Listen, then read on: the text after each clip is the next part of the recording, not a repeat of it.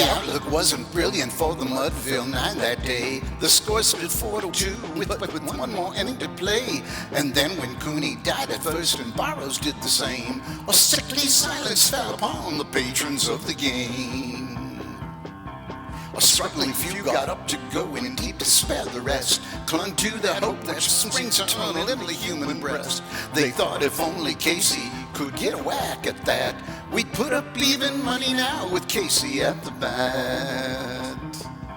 But Flynn preceded Casey, as did also Jimmy Blake, and the former was a Lulu and the latter was a cake. So upon the stricken multitude grim melancholy sat, for there seemed little chance of Casey's getting to bat. But Flynn let drive a single to the wonderment of all, and Blake, the much despised, tore the cover off the ball. And when the dust had lifted and the men saw what occurred, there was Jimmy safe at second, Flynn a hugging third.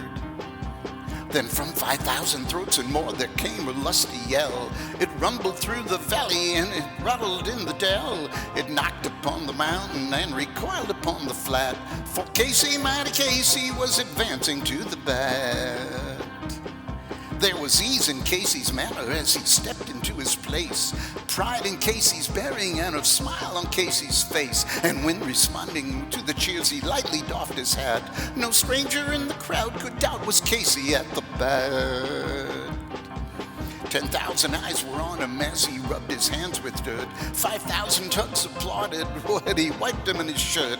Then while the writhing pitcher ground the ball into his hip, defiance gleamed in Casey's eye, a sneer curled Casey's lip.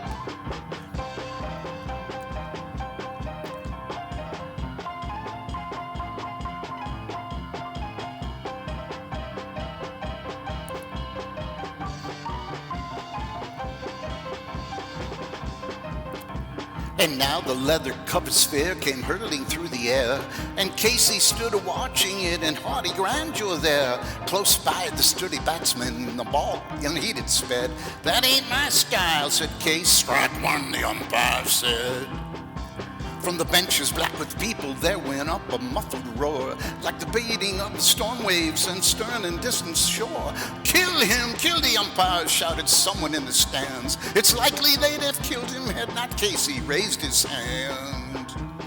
With a smile of Christian charity, Casey's vicious zone, he stilled the rising tumult, he bade the game go on. He signaled to the pitcher, and once more the spheroid flew, but Casey still ignored it, and the umpire said, "Strike two."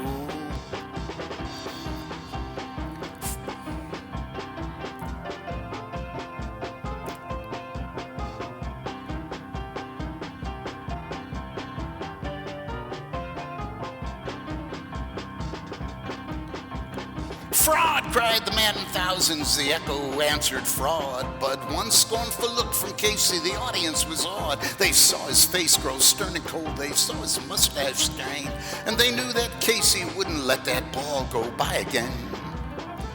The sneer was gone from Casey's lip, his teeth were clenched in hate. He pounds with cruel violence his bat upon the plate. And now the pitcher holds the ball, and now he lets it go.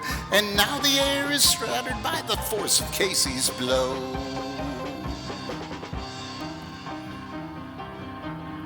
Oh,